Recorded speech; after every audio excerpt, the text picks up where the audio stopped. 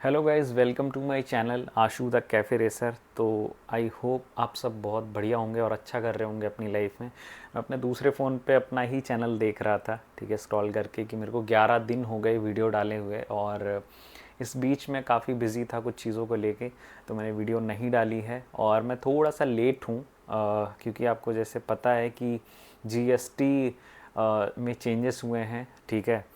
तो हम specially royal Enfield की बात करने वाले हैं, क्योंकि मुझे थोड़ा सा ज़्यादा इसके बारे में पता है, ठीक है। और क्या आपको अभी लेना चाहिए या क्या नहीं लेना चाहिए, वो थोड़ी सी बात करेंगे कि कौन सी बाइक आप भी फ़िलहाल ख़रीद सकते हो जो सस्ती हुई हैं, ठीक है, जिसमें आपको ज़्यादा बेनिफिट है, वैल्यू फॉर मनी है, ठीक है। तो सारी चीज़ें हैं मेरे फ़ोन में, एक शीट है, ठीक है। तो उसके अकॉर्डिंग मैं देख के आपको बताऊंगा कि क्या क्या चीज़ें सस्ती हुई हैं रॉयल इनफील्ड में। तो वैसे आप ले सकते हो। बाकी 400 आई मीन 350 सीसी से अब जो बाइक्स हैं उनका तो बुरा हाल है। सबसे बड़ा जो चल रहा है, आपने मे भी देखा होगा इंस्टाग्राम पे, एक बाइक आती है अप्रीलिया RS 457, उसका प्राइस सीधा अप इतना ज़्यादा गया है। और यामाहा की आती आती है R3, ठीक है। तो R3 अब सस्ती हो जाएगी। कावासाकी की KLX 230 आती है, वो भी काफ़ी एक्सपेंसिव आई थी, ठीक है। वो बीच में सस्ती भी हुई, वो अब और ज़्यादा सस्ती हो जाएगी। और कावासाकी वर्सेस 300 आती है आई थिंक। तो 300 भी वो अब काफ़ी सारे लोग उसको ही पिक करेंगे, क्योंकि देखो हिमालयन महंगी हो जाएगी। और भी जो बाइक्स थी उसके आसपास वो सारी इंटरसेप्टर ये सब सारी बहुत महंगी हो गई हैं। तो आई थिंक वो ज़्यादा सही पड़ रही है, मतलब उस रेंज में, ठीक है। तो सीधा चलते हैं अपनी शीट पे और आपको बताते हैं क्या क्या चेंजेस हुए हैं, क्या सारी चीज़ें हैं। तो स्टार्ट करते हैं हम बुलेट 350 से, ठीक है। बुलेट 350 मिलिट्री ब्लैक आता है आपका, और ये आपको पड़ती थी 2,06,000 की, ठीक है। और अभी इसका जो प्राइस है 1,89,000, यानी कि अप्रॉक्स 1,90,000 रुपये की पड़ेगी। तो जो है कितना आपको डिफरेंस मिल रहा है, अप्रॉक्स मान के चलो 16,000 रुपये का डिफरेंस आ रहा है, ठीक है। तो आई थिंक काफ़ी अच्छा है मिलिट्री ब्लैक। और मेरी पर्सनल एडवाइस ये रहेगी कि आप बटालियन ब्लैक चूज़ करो, ठीक है। क्योंकि बटालियन ब्लैक आती थी आपकी 2,05,000 की, ठीक है। ऑन रोड प्राइस मैं ये बता रहा हूँ, ठीक है। और अभी जो आ रही है ये आपकी आ रही है 1,89,250 की, ठीक है, 1,89,250। तो इसमें आपको 16,000 रुपये का इसमें भी बेनिफिट है। तो ये मॉडल काफ़ी अच्छा है, बिल्कुल ओल्ड स्कूल वाला जो बुलेट वाला फील है ना, वो इसी मॉडल में है, तो आप ये ले सकते हो। बाकी देखो यार, क्लासिक वगैरह में भी काफ़ी ज़्यादा डिफरेंस आया है। मतलब जैसे जैसे आप एक एक मॉडल ऊपर जाओगे ना, उसमें काफ़ी अच्छा आपको फ़ायदा मिलेगा, ठीक है। तो हम बात कर लेते हैं अभी इसकी बुलेट 350 ब्लैक गोल्ड की, ठीक है। अब ब्लैक गोल्ड जैसा कि आपको पता है ये आती थी आपकी 2,53,000 की, यानी कि 254 के करीब आती थी, ठीक है। और अभी ये पड़ेगी आपको 2 लाख कहाँ गया, 2,33,000, 2,33,000। तो अप्रॉक्स मोटा मोटा अगर लो तो 20,000 का डिफरेंस है, ठीक है। और बाकी हम अपने फेवरेट बाइक की बात करते हैं जो हमारे पास है, ठीक है। Continental GT 650 rocker red. तो रॉकर रेड आपकी आती थी 3,80,000 की, ठीक है। तो 3,80,000 की आती थी, बाकी तो एक्सेसरीज़ वगैरह जो भी हैं। तो अभी हम बात करते हैं अब कितने की पड़ेगी आपकी ये कॉन्टिनेंटल, ओके, रेड।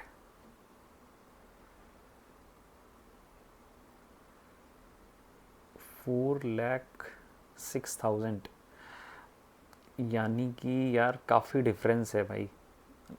तो अब इसमें देखते हैं, यानी कि ये हो गया आपका 26,000, 26,000 रुपये महंगी हुई है बाइक। 26,000 रुपये मतलब कोई, मैं क्या बोलूँ कोई सेंस ही नहीं बनाता यार इस चीज़ को, कैसे करें।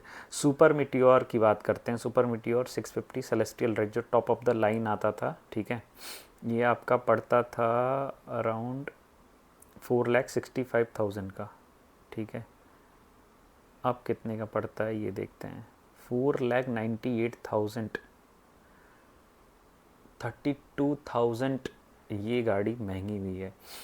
तो ये सारी चीज़ें हैं। अब आपको देख लो कि कौन सी गाड़ी लेनी है। मुझे लगता है कि 350 सीसी से जो भी नीचे बाइक्स हैं आप उनमें ले सकते हो, क्योंकि गवर्नमेंट क्या करेगी उसका तो कुछ आइडिया है नहीं।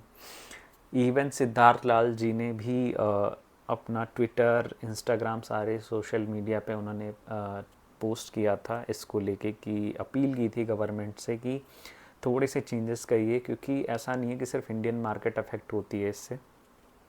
रॉयल इनफील्ड बाहर कंट्रीज़ में भी बाइक्स एक्सपोर्ट करता है, तो उसमें भी काफ़ी सारे चेंजेस आते हैं, फिर प्रॉब्लम्स आएंगी काफ़ी ज़्यादा। और हम काफ़ी कंट्रीज़ से आगे हैं बाइक को एक्सपोर्ट करने में। लाइक अगर इंडिया से देखा जाए तो कितनी सारी बाइक्स बाहर जाती हैं। तो देखो, मुझे रॉयल इनफील्ड का ज़्यादा अच्छे से पता है कि रॉयल इनफील्ड अच्छी खासी क्वांटिटी में बाइक्स भेजती है बाहर, ठीक है, और बाकी कंपनीज़ भी भेजती हैं, तो उससे देखो फ़र्क तो पड़ता है, ठीक है। ओवरऑल देखो, अगर रॉयल इनफील्ड इतनी बड़ी कंपनी है, इतनी ज़्यादा सेल है उसकी, तो ऐसा नहीं है कि जीएसटी बढ़ाने से सिर्फ कंपनी पे असर आएगा, लोगों पे भी असर आएगा, कंट्री पे भी असर आएगा। उन सब चीज़ों को ले अगर आप लेके सोचते हो, ठीक है। बाकी देखो यार, जो ख़रीदना चाहते थे बाइक्स उनके लिए कितना मुश्किल हो गया है।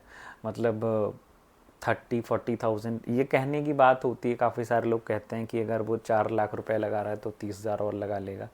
बात 30,000 लगाने की नहीं है। देखो, जो भी बाइक लेने जाता है ना, ज़रूरी नहीं है अगर वो 4 लाख की बाइक ले रहा है तो उसकी औकात 4 लाख की हो। काफ़ी सारी चीज़ें, आप फैसिलिटीज़ हैं कि आप ईएमआई करवाते हो, सारी चीज़ें करवाते हो, तो आप बाइक ले सकते हो, ठीक है। अब यार वो, अगर मैं आपको कोई चीज़ दे रहा हूँ वो 5 रुपए की है, और कल मैं बोलूँ कि भाई मैंने उसका रेट 9 रुपये 10 रुपये कर दिया है, ठीक है, तो आपका पहला सवाल ये होगा कि क्यों, है ना। आपने कुछ वैल्यू प्रोवाइड की है उसमें, मतलब कुछ वैल्यू ऐड करी है उस चीज़ में, है ना। जैसे कि मान लो कि बाइक है, ठीक है, उसमें आपने कुछ ऐड कर दिया है, कोई टेक हो गया या कुछ चीज़ें सही कर दी जो मतलब वर्थ इट है ना। कंपनी जब करती है तो यही करती है, मतलब कुछ चीज़ें दी नहीं तो प्राइजेस बढ़ा देती है ना। जैसे जीटी में आती है आपकी अलॉय व्हील वाली, वो थोड़ी सी महंगी आती है, ठीक है, तो वो लगता है कि हाँ चलो अलॉय व्हील है, वैसे 16-17 हज़ार के अलॉय व्हील्स हैं, ठीक है, तो वो जस्टिफाइड है। लेकिन यार ऐसे 30,000 35,000, ये तो मैं सिर्फ इन बाइक्स का बता रहा हूँ। जो सुपर बाइक्स थी वो तो लेना सपना ही रह जाएगा लोगों का, मतलब जो लोग नहीं लेना चाहते हैं। तो वो चीज़ है यार कि देखो, फ़र्क तो पड़ेगा ही, है ना, ऐसी बात नहीं है कि फ़र्क नहीं पड़ेगा। और 30,000 एक्स्ट्रा देना तो मुझे कोई सेंस नहीं बनाता है बिना बात के। उतने में तो आप अपना बेसिक चीज़ें ले सकते हो यार, राइडिंग गियर्स ले सकते हो, हेलमेट अच्छा, राइडिंग जैकेट एंड पैंट्स वगैरह, है ना, ये सारी चीज़ें आप कर सकते हो। तो आई थिंक गवर्नमेंट को एक बार फिर से सोचना चाहिए। वैसे तो देखो होगा नहीं है ये सब, और कुछ बोल नहीं सकते यार इन सब चीज़ों को लेके, है ना।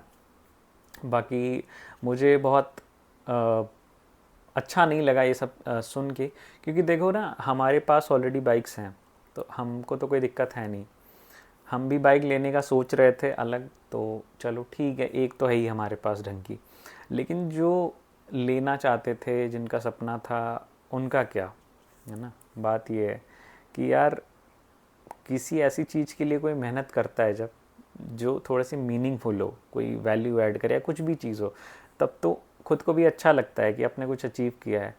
अब एक्स्ट्रा पैसे डालो, एक्स्ट्रा मेहनत करो, सिर्फ किस लिए, गवर्नमेंट को पैसे देने के लिए, ठीक है। देखो, मैं बोलना नहीं चाहता था इन सब चीज़ों पे, बट आई थिंक बोलना चाहिए थोड़ा थोड़ा इन सब चीज़ों को लेके। और चीज़ें जो गलत है यार वो गलत है। देखो, मुझे ज़्यादा बहुत डीप नॉलेज नहीं है ना, कि इकोनॉमी कैसे चलती है, मैं बहुत ज़्यादा नहीं जानता हूँ इसके बारे में। तो बस ये मेरा अपना ओपिनियन है इन सब चीज़ों को लेके, कि यार जो टैक्सेस इतने ज़्यादा बढ़े हुए हैं, ठीक है, वो मुझे तो नहीं लगता कोई सेंस बना रहे हैं। तो इसमें कुछ तो होना चाहिए। बाकी आप सभी को पता है, समझदार के लिए इशारा काफ़ी है कि कुछ होने वाला तो नहीं है, हम बस बोल सकते हैं, ठीक है। एक चीज़ और मैं बाकी कहना चाहूँगा, थोड़ी सी अपनी पर्सनल थिंकिंग है, मेरी खुद की है कि यार देखो, कंट्री में काफ़ी सारी चीज़ें हो रही हैं, हम उस पर फोकस नहीं करते हैं। जैसे मेरा पेट भरा हुआ है, मस्त मैंने अभी खाना खाया है, ठीक है, खुद बनाया खाया, और जेब में पैसे हैं, और अच्छा फ़ोन है, अच्छा घर है, सारी चीज़ें हैं, ठीक है। तो मुझे कोई टेंशन नहीं है बाहर क्या हो रहा है, ठीक है। मेरे सामने कंस्ट्रक्शन चल रहा है, लेबर क्लास लोग काम कर रहे हैं, सारी चीज़ें हैं उनकी, है ना, वो काम करते हैं, फिर उनके घर में खाना आता है, चीज़ें होती हैं। तो देखो यार, सबके लिए अपना अलग अलग है। अब मुझे थोड़ी पता चलेगा कि उन पे क्या बीत रही है, वो कैसे मैनेज करते हैं, मुझे कभी नहीं पता चलेगा। मुझे वो बता देंगे, मैं सुन लूँगा, मैं बोलूँगा हाँ हाँ हाँ हाँ, मैं रिलेट करने की कोशिश करूँगा, बट तब तक नहीं कर पाऊँगा रिलेट सही से जब तक वो मेरे साथ ना हो। आज अगर मेरी जेब से पैसे चले जाते हैं, मेरे पास खाना ना हो, मेरे को सोचना पड़े, तब मुझे अफेक्ट करेगा कि हाँ यार, इसकी ये वैल्यू है, एक रोटी की इतनी वैल्यू है, एक रुपए की इतनी वैल्यू है, ठीक है। लेकिन हमारी लाइफ स्मूथ चल रही है तो हमें फ़र्क नहीं पड़ता है। मैं कभी पॉलिटिक्स में इंटरेस्ट नहीं लेना चाहता हूँ, ठीक है, मेरा इंटरेस्ट है ही नहीं। लेकिन कुछ चीज़ें ऐसी होती हैं कि आपको नहीं बोलोगे तो यार आप सहते जा रहे हो किसी चीज़ को, वो भी गलत है ना। आपके साथ नहीं हो रहा है अगर, तो ज़रूरी नहीं है कि वो गलत नहीं है, आपके आसपास के लोग अफेक्ट हो रहे हैं, ठीक है। और एक चीज़ मेरे को बहुत अच्छी बात लगती है, मैंने कहीं सुनी थी या पढ़ी थी कि जो आप करोगे, ठीक है, जो आप करते हो उसका असर सब पे पड़ता है, और जो सब करते हैं उसका असर आप पे पड़ता है, ठीक है। तो कर्मा काइंड ऑफ थिंग है ये, कि आपको ना मतलब फ़र्क तो पड़ेगा, देखो कभी ना कभी कैसे ना कैसे फ़र्क पड़ेगा, क्योंकि बहुत बार हमको ज़रूरत पड़ती है ना सबकी। घर बनवाने जाओगे तो लेबर की ज़रूरत पड़ेगी, ठीक है। टैक्सी में जाओगे तो टैक्सी वाले की ज़रूरत पड़ेगी, है ना। सब्जी खरीदोगे, सब्जी वाले की ज़रूरत पड़ती है ना।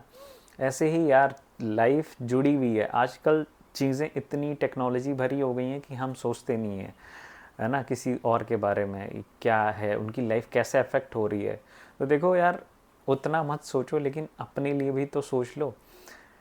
इंडिया में आधे से ज़्यादा लोगों को, पढ़े लिखे लोगों को, लिटरली पढ़े लिखे लोगों को ये भी नहीं पता है कि क्या चीज़ उनको कैसे अफेक्ट कर रही है, उनका फ्यूचर कैसे अफेक्ट हो रहा है इस चीज़ से, और प्रेजेंट भी। तो उनको लगता है अरे यार क्या हो रहा है, सब सब ठीक तो है, सब ठीक तो है, मतलब वही है ना, बिल्कुल ब्लाइंडली फॉलो कर रहे हैं किसी भी पॉलिटिशियन को, किसी भी पार्टी को, किसी को भी, और सब कुछ कर रहे हैं, कोई मतलब है नहीं। आई थिंक वीडियो ज़्यादा लंबी हो गई है, मुझे बोला नहीं चाहिए था ये सब, बट मुझसे रहा नहीं गया तो मैंने बोल दिया है। वैसे भी मैंने किसी का नाम नहीं लिया है, किसी को कुछ वैसे नहीं बोला है, एक जनरल वे में अपनी बात रखी है, और इतना तो मेरा हक बनता है अपनी बात बोलने का, ठीक है। तो प्लीज़ ध्यान से चीज़ों को देखिए, जो चीज़ गलत लग रही है अगर आपको, तो एटलीस्ट डिस्कस करिए अपने आसपास के लोगों से, अवेयर तो करिए। एटलीस्ट आप इतना तो कर सकते हैं कि अवेयर कर सकते हैं लोगों को, है ना। और माइंड को फ्री रखिए, है ना। बहुत ही रिजिड हो जाते हैं हम लोग, हमें पता भी नहीं चलता, ये सोशल मीडिया के थ्रू हम एक ही तरफ की बातें सुनने लगते हैं और सोचने लगते हैं। तो प्लीज़ फ्री रखिए माइंड को, दोनों तरफ की बातें सुनिए और समझिए, और अपने लिए ज़रूर खड़े रहिए, और हो सकता है तो अपने आसपास के लोगों के लिए भी, है ना। जितना भी आप कर सकते हैं ज़रूर करिए, ठीक है। तो मैं इतना ही कहना चाहूँगा। बाकी खुश रहिए और पॉजिटिव रहिए और पॉजिटिव सोचिए, और लाइफ बहुत अच्छी है, ठीक है, और इसको एंजॉय करिए।